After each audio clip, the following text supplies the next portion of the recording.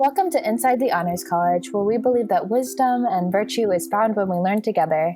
Join us as we take an inside look at a community dedicated to educating the next generation of disciples and scholars. I'm Ellie Overman.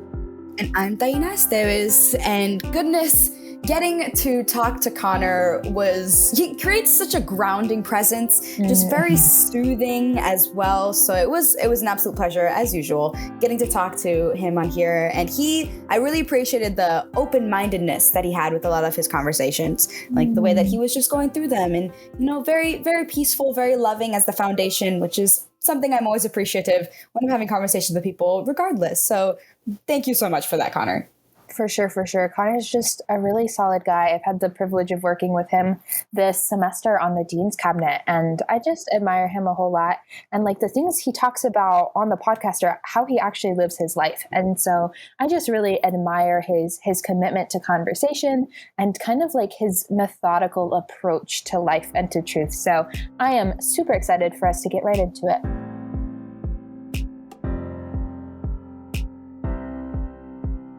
Hello, Connor. How are we doing on this fine, what day is it? Good grief. The week is getting ahead of me. Wednesday? I think fine Wednesday. I think it is, yeah. Doing great. Doing fantastic. I'm pumped for this interview. And perfect. I am as well. To talk about the Honors College. I love the Honors College. Yeah, but also, Connor, you specifically have been someone, whose name, when I first came into the Honors College, that I've kept hearing. So I don't think you understand also how excited I am to speak to you. So thank you. So, Connor, if you were going to challenge any animal to a fight, what animal would that be? And you have to make sure that it's an animal that you're winning against, We want to make sure we're equal footing here. Okay, but clarifying question. Yeah. Am I just using my bare hands? Do I have any tools, any weapons? Okay, good clarifying question. We're going to say bare hands. We're going to make it even. Okay. We're going to make it even. Okay. In that case, I'm going to have to go with the sloth. Part of me feels horrible saying that because I feel bad for the sloth, but I think that would give me a pretty good chance. I don't know. It seems like a good choice. No, you're being practical. I think this is a lot about you. Usually people come with I'm going to fight a shark or something.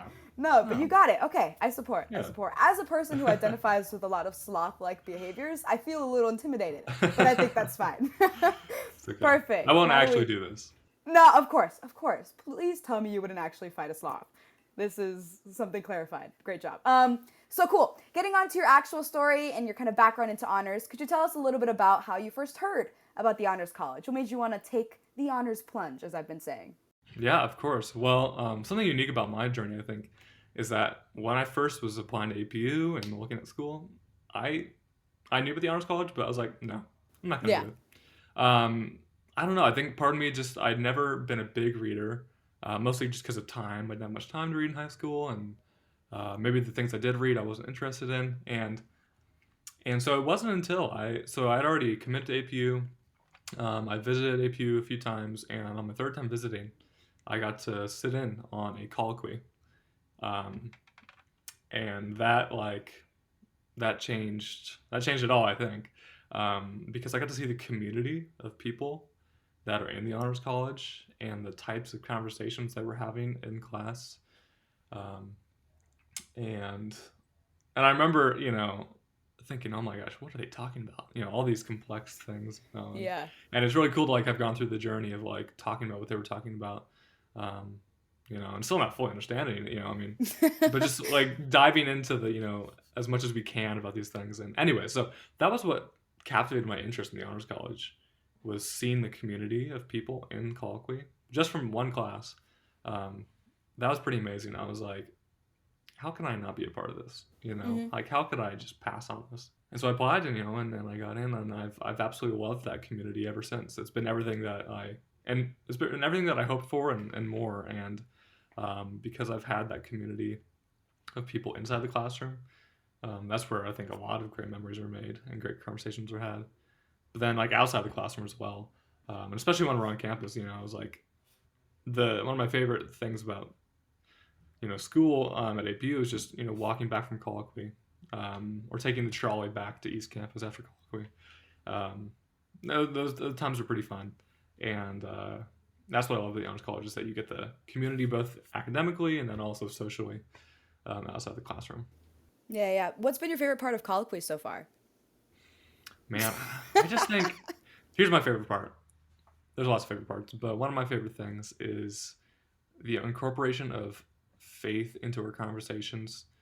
I can't think of a single conversation in the past 2 years of colloquy, my past 4 semesters, that hasn't involved faith somehow. I mean, seriously, like, because it's the basis of what we do.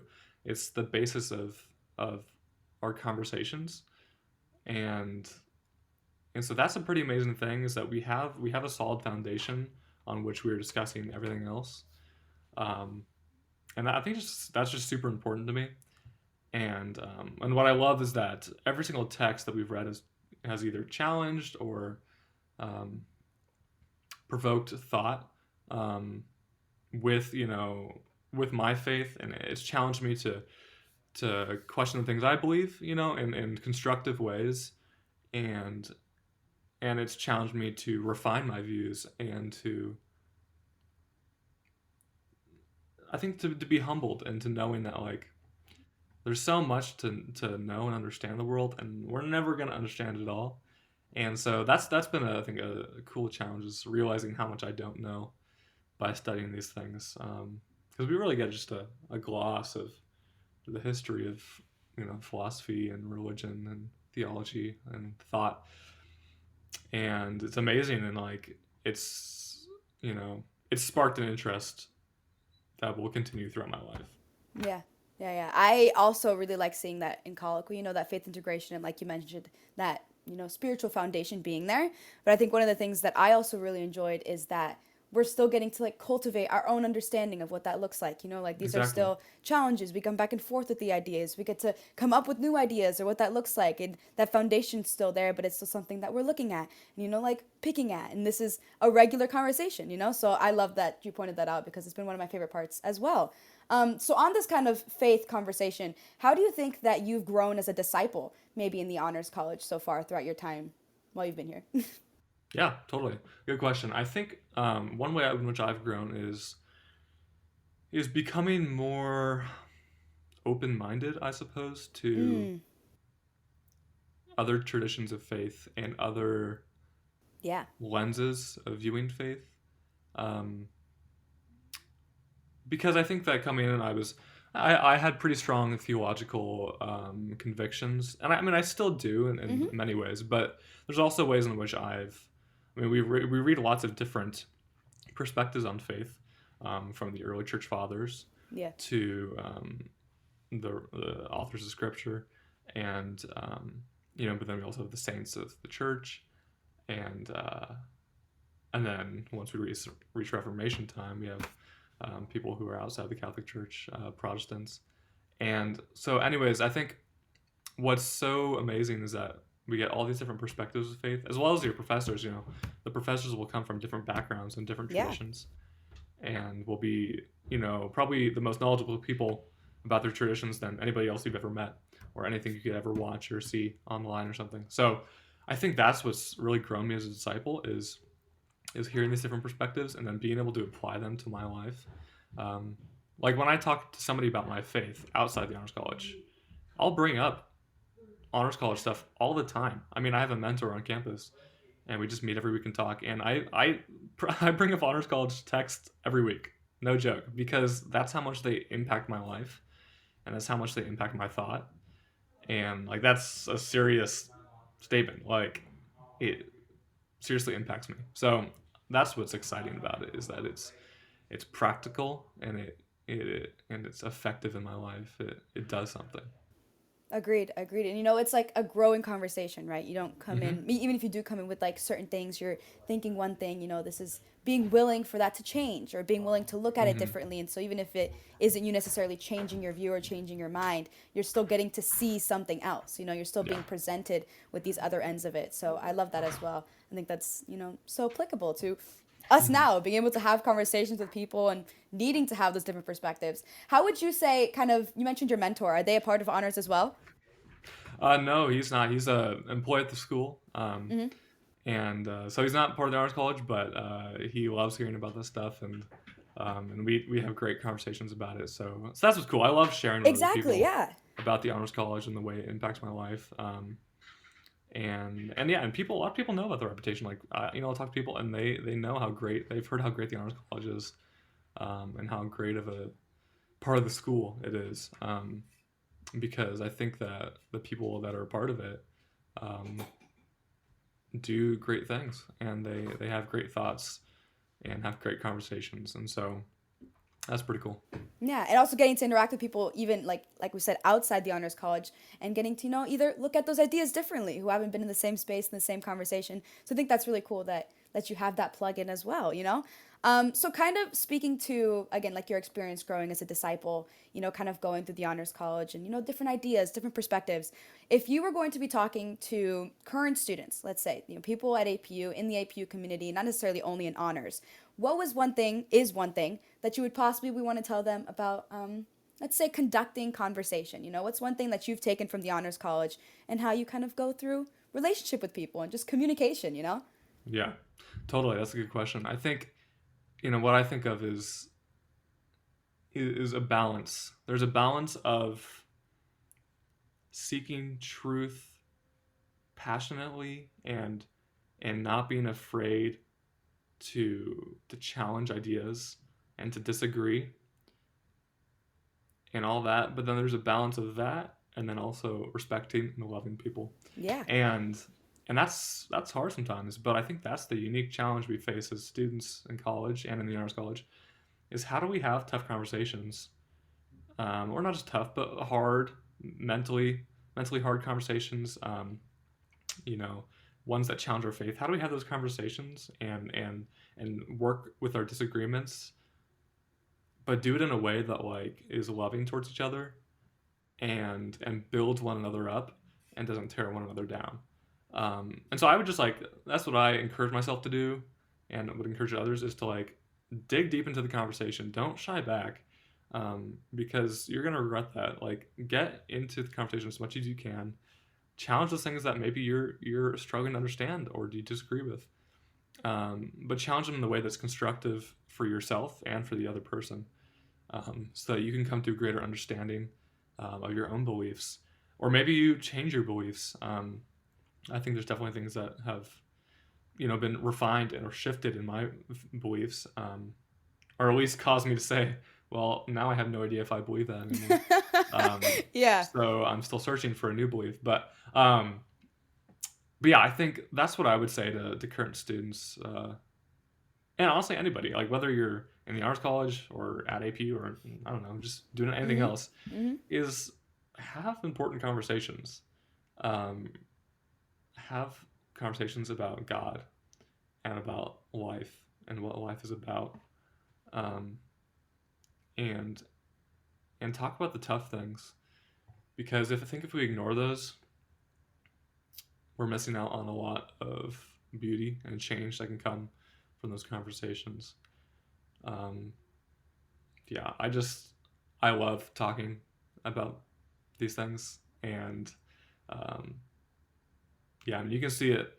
I think one story I could tell is, in the honors college dorm in Angstrom, we had all the honors boys, the guys, in one hall, and we would have conversations, for 2-3 hours late at night, maybe based on something in colloquy. And that's what's really cool. It's okay, we have conversations in class, and that's required for, your coursework and stuff. But it doesn't just end there. It translates to your personal life and to real life.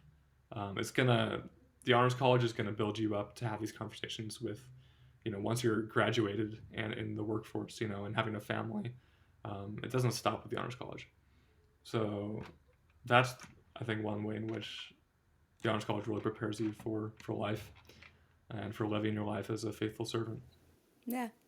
I could not agree more. I mean, being able to take plunges in those conversations and still having that community to be there and bounce those ideas back and forth is definitely also one of my favorite parts of the honors college. So thank you so much, Connor, for being here and being willing to talk about your experience. I appreciate you and your time, and I loved everything that you had to say. So thank you so much. Of course, thank you so much. I love the honors college. So honestly, I could talk to somebody about this for days and days, and yeah, I just love it. So that's what I've got to say. We can tell. It's beautiful. So thank you so much. Awesome. Yeah, of course. Yeah.